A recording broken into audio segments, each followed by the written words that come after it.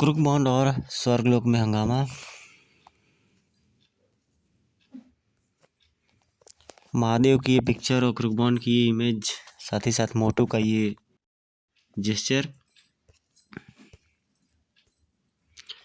काफ़ी यूनिक बनाता है इनको, और साथ ही साथ कदम स्टूडियो का आर्ट, बेहतरीन कॉम्बिनेशन। त्रिशूल कॉमिको आर्ट,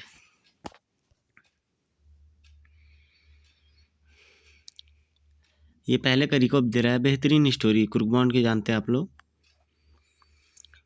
आपने मनोज चित्रकथा के गत अंक क्रूकबॉन्ड का नया हंगामा और क्रूकबॉन्ड की यमलोक यात्रा में पढ़ा कि क्रूकबॉन्ड और मोटू शहर के नामी सेठ गूंगामल जो कि नशीले पदार्थों का सफ़ेदपोश तस्कर था, के हत्थे चढ़ जाते और सेठ गूंगामल अपना भेद खुलने के भय से उन्हें अपने गैस चैम्बर में मार डालता है।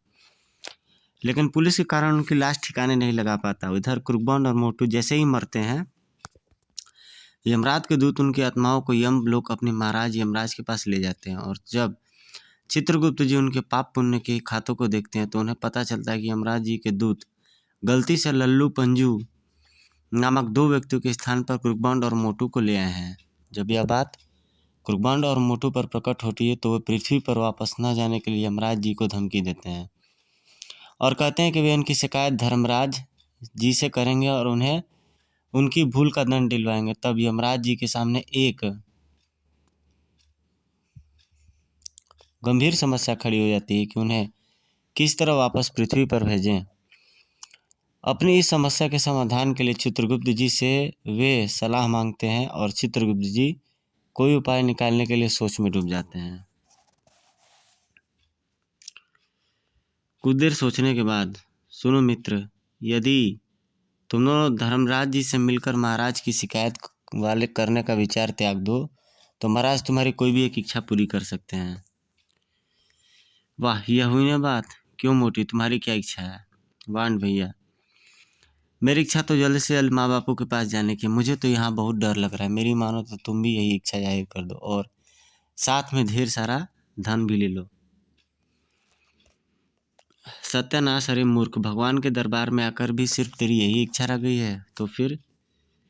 अरे घर वापस जाने की इच्छा व्यक्त करने से पहले इनसे थोड़ी सी अकल ही मांग ली होती। कम से कम छोटी छोटी बातों के लिए मेरा भेजा खाने के लिए तुम्हें ज़रूरत नहीं पड़ती।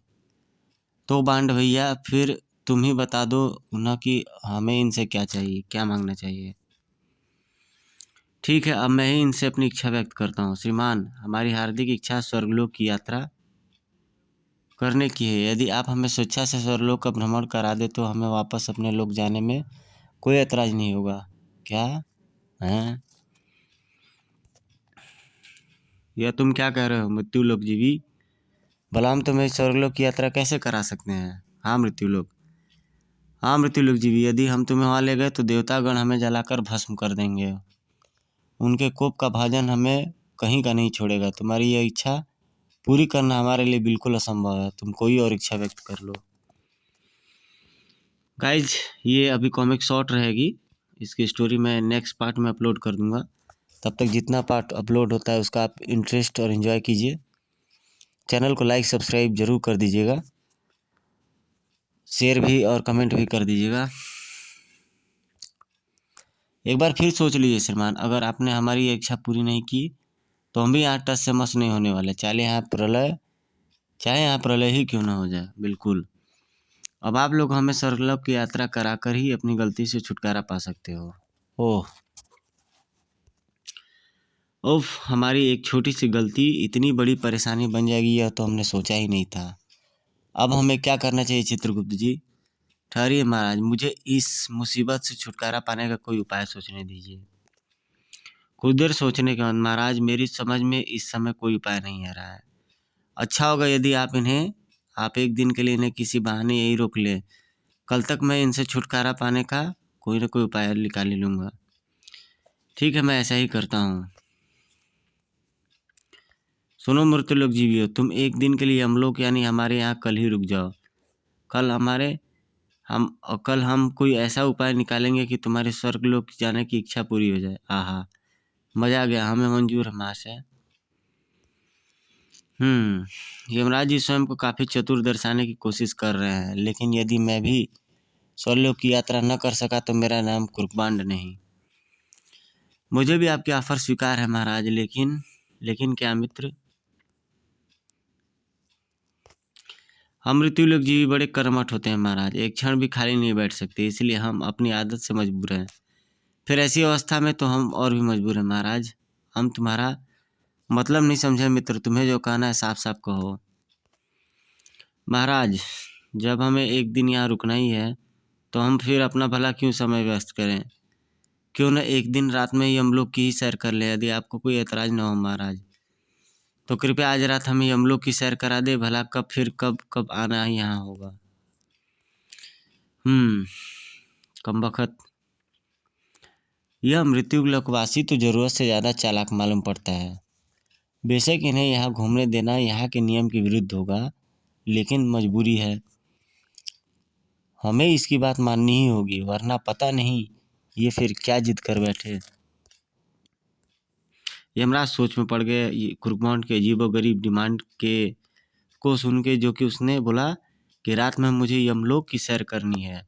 अब भला रात में यमलोक की सैर कैसे होगी। चित्रगुप्त और धर्मराज बिल्कुल दोनों चिंतन में पड़ गए और अपनी एक भूल को दबाने के चक्कर में यमराज जी दूसरी भूल कर बैठे। ठीक है मित्र, हमें तुम्हारा यह प्रस्ताव भी स्वीकार है। मैं अभी तुम्हारे साथ अपने अनुचरों को भेज देता हूँ, वो तुम्हें पूरे यमलोक की सैर करा देंगे। आपका बहुत बहुत धन्यवाद महाराज, हम आपको अगले जन्म तक याद रखेंगे। गबरू सबरू, जाओ इन्हें रात ही रात में पूरी यमलोक की सैर करा लाओ और इनकी इच्छा को पूरा करो। जो आज्ञा प्रभु। वाह बांड भैया, तुमने तो कमाल ही कर दिया है। यह मैंने तो कभी सपने में भी नहीं सोचा था कि हमें एक दिन मुफ्त में ही यमलोक की सैर करने का मौका मिलेगा। बस बस मोटू के बच्चे, आगे मत बोल। यदि तूने कभी सपना देखा होता तब यह सब बातें सोचना ना।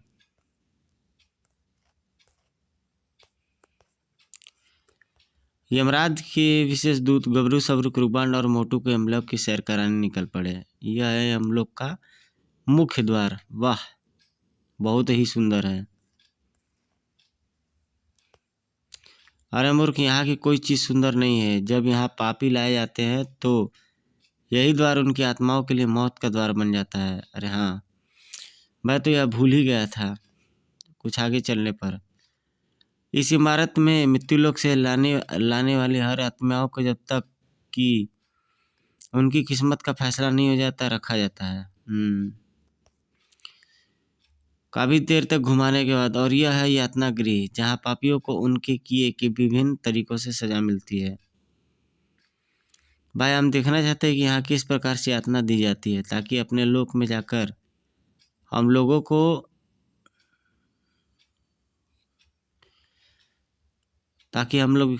हम लोग अपने लोक में जाकर हम लोगों को बता सके कि पाप करने वालों की यमलोक में किस तरह से और कैसी सजा दी जाती है। कृपया हमें भीतर ले जाकर सब कुछ दिखाओ। ठीक है, आओ हमारे साथ। दोनों दूत कुर्बान और मोटू को लेकर यातना गृह के भीतर प्रविष्ट हो गए।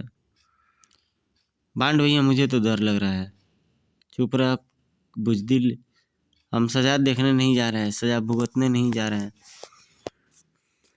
फिर तुमने सुना नहीं था कि चित्रगुप्त ने क्या कहा था, हमारे खाते में एक भी पाप नहीं है, सारे पुण्य ही हैं।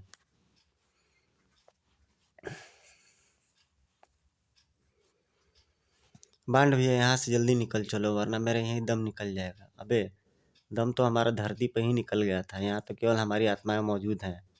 खैर, फिर भी तू कहता है तो हम वापस चलते हैं। तूने कह दिया, अच्छा किया, वरना मैं तो खुद ही यहाँ से जाने की सोच रहा था। तेरे से पहले ही मेरी आत्मा यहाँ का माहौल देखकर कथक डांस करने लगी है। बाप रे बाप, यह यातना गृह है या बूचड़ खाना। अगले ही पल, ए भाई, हमने यहाँ का नज़ारा खूब अच्छी तरह से देख लिया, अब हमें वापस ले चलो। ठीक है, आओ। ओह, हाँ हाँ, तुमने तो मेरे मुंह की बात छीन ली दूत भाई, मैं तो तुमसे यही कहने जा रहा था। अरे वाह, कैसा सुंदर द्वार है भाई दूत भाई। यह स्वर्ग लोक की सीमा का द्वार है। मनुष्य जो मनुष्य अच्छे कर्म करके यमलोक आता है, हम उसे इस द्वार से स्वर्गलोक में भेज दिया जाता है। आहा, क्या सच। हाँ, स्वर्गलोक जाने का मार्ग तो मिल गया, बस अब इनसे किसी तरह से छुटकारा पाकर यहाँ से निकल भागना चाहिए, फिर जो होगा देखा जाएगा। क्या सोचने लगे श्रीमान? चलिए आपको मेहमान खाने में छोड़ दें, हमें और भी बहुत सारे काम देखने हैं। ठहरो भाई, हमें कुछ देर यहीं आराम करने दो, हम बहुत थक गए हैं। क्यों मोटू? बिल्कुल बांड भैया। ठीक है, यदि तुम्हारी यही इच्छा है तो कुछ देर और विश्राम कर लो। वैसे किसी और भी यहाँ रुकने की इजाज़त नहीं है। हम जानते हैं भाई, सब जानते हैं, लेकिन तुम चिंता मत करो, हम ज़्यादा देर तक आराम नहीं करेंगे। कुर्बान की रेडीमेड झोपड़ी, स्वर्गलोक की सीमा का द्वार का पता लगते ही एक योजना कुर्बान की रेडीमेड खोपड़ी स्वर्गलोक की सीमा का द्वार पता लगते ही एक योजना तैयार कर चुकी थी। अतः कुर्बान मोटू के साथ एक तरफ बैठ गया और वस्त्रों से नशीले पदार्थों का पैकेट और पाइप निकालकर उसमें चरस भरने लगा। अरे बांड भैया, तुम नशीले पदार्थों का पैकेट भी साथ लाए हो? हाँ, मैंने सोचा शायद यमलोक में इसकी ज़रूरत पड़ जाए। वाह, फिर तो सेठ गूंगा मल तुम्हारी लाश में यह पैकेट ना पाकर अपना सर ढूंढ रहा होगा।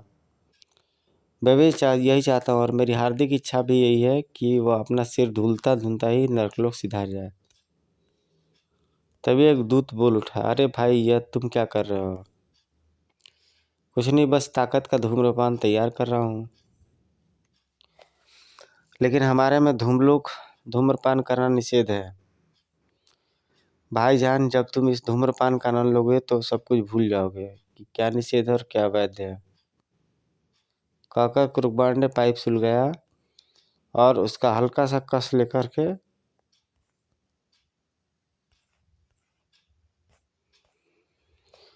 पाइप मोटू की ओर बढ़ाता बोला, लो मोटी, तू भी एक सुट्टा मारो। लेकिन बांड भैया, मैं अबे, जैसा मैं कहता हूँ वैसा ही कर, वरना जीवन भर स्वर्गलोक की यात्रा नहीं कर पाएगा। ठीक है बांड भैया, जैसा तुम कहो। परंतु जैसे ही मोटू ने पाइप का हाथ मारा, कस, सारी चीज़ें नॉर्मल हो जाएंगी। उसका सर घूम गया। चलिए दोस्तों, इसके आगे की स्टोरी मैं आगे डालूंगा। मिलते हैं आपसे नेक्स्ट पार्ट में। Till then take care, good bye, Jai Hind. Video अगर अच्छी लगी हो तो चैनल को लाइक, सब्सक्राइब, शेयर, कमेंट अवश्य कीजिएगा।